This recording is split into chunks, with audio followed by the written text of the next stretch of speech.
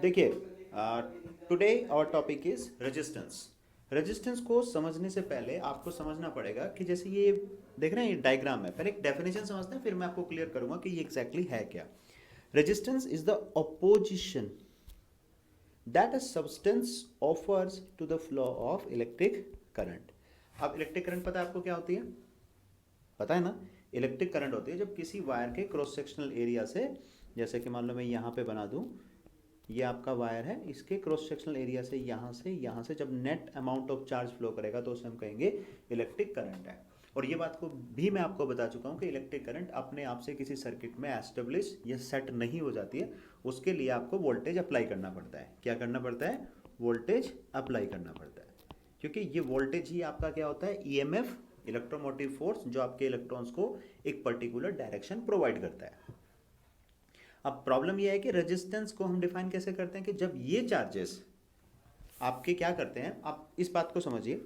ये आपके पास एक वायर है, तो मैंने आपको बताया हुआ है कि जैसे वायर है आपके पास, तो वो क्या है? वो एक मैटर है।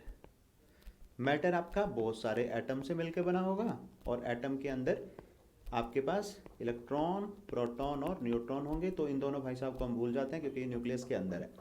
अब देखो, क्योंकि कंडक्टिव वायर है, वायर कैसा है? कंडक्टर। और भाई कंडक्टर की तो नेचर ही है बेचारे की इलेक्ट्रॉन को डोनेट करने की। तो इसने क्या किया? अपने आप पॉजिटिव आयन बन गए ये सारे के सारे, और ये सब इन्होंने इलेक्ट्रॉन निकाल दिए।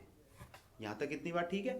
अब देखिए, अब होता क्या है कि जब कोई बैटरी नहीं लगी हुई है, मैंने आपको क्या बताया था पहले भी कि ये वायर एक पड़ा हुआ है आपके पास, ये वायर पड़ा हुआ है आपके पास, आप इसको टच करते हैं, यहाँ पे आपने हैंड लगाया तो आपको शॉक थोड़ी ना लगेगा। क्यों नहीं लगेगा?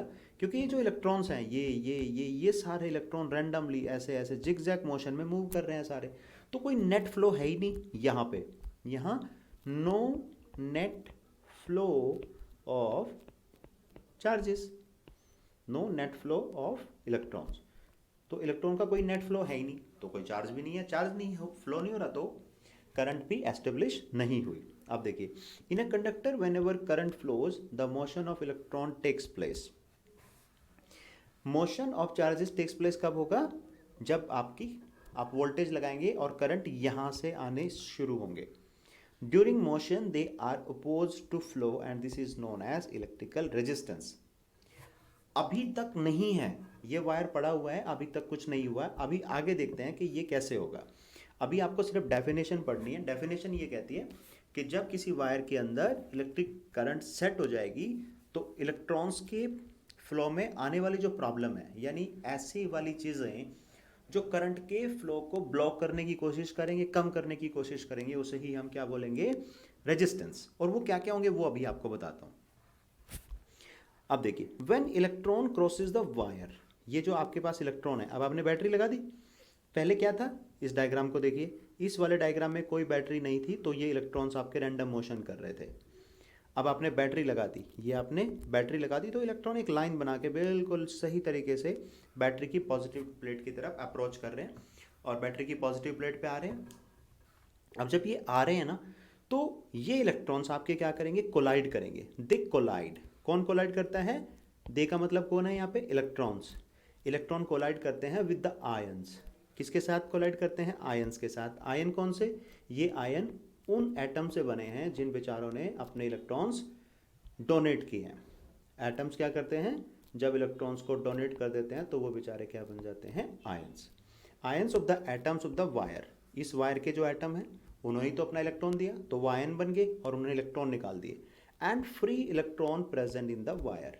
अब देखिए, ऐसा तो है नहीं कि ये जितने भी इलेक्ट्रॉन हैं, यहाँ तो डायग्राम के लिए थोड़े से बना दिए गए हैं, और भी तो बहुत सारे इलेक्ट्रॉन होंगे। तो जब ये इलेक्ट्रॉन ऐसे यहाँ से फ्लो करने की कोशिश करेंगे ऐसे करके, तो ये क्या हो गए? ये आयंस के साथ भी कोलिजन करेंगे और दूसरे इलेक्ट्रॉन के साथ भी। और ये जो कोलिजन है, बस यही आपका क्या है? रेजिस्टेंस है।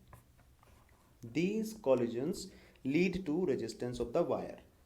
जो आपके पास क्या है, यही वजह है बस कि रेजिस्टेंस होता है। More possibility of the collision lead to more resistance. जितना ज़्यादा पॉसिबिलिटी होगी कॉलिजन की, उतना ही ज़्यादा क्या होगा? वायर का रेजिस्टेंस होगा। अब देखिए, अब आप बस रेजिस्टेंस के समझ जाइए कि क्या है। रेजिस्टेंस है एक प्रॉब्लम, एक हिंड्रेंस, एक रुकावट। किसके लिए रुकावट है ये? करंट के लिए। या कह सकते हो आप। और करंट क्या है? करंट तो इलेक्ट्रॉन्स का फ्लो है, ठीक है ना। मैं आपको कंक्लूड करता हूं, रेजिस्टेंस क्या है?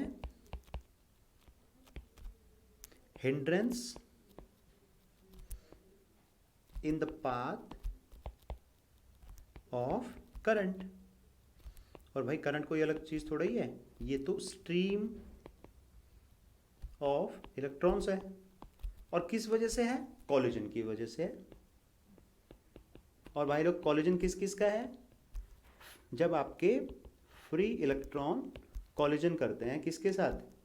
आयंस के साथ और दूसरे इलेक्ट्रॉन्स के साथ। बस ये रेजिस्टेंस है आपका। और रेजिस्टेंस की जो ऐसा यूनिट है वो हमने पीछे देखा है, पिछले स्लाइड में लिखा हुआ है कि ओम है, और उसका सिंबल है जो ऐसा सा सिंबल होता है, बाकी यहाँ पे और अच्छे से बना हुआ है, ये हमारा सिंबल है। कहीं पे भी आपको रेजिस्टेंस की वैल्यू दी हुई होगी तो वो इस सिंबल के साथ दी हुई होगी, वो ऐसे लिखेगा कि भाई 5 ओम है, 10 ओम है, लाइक दैट।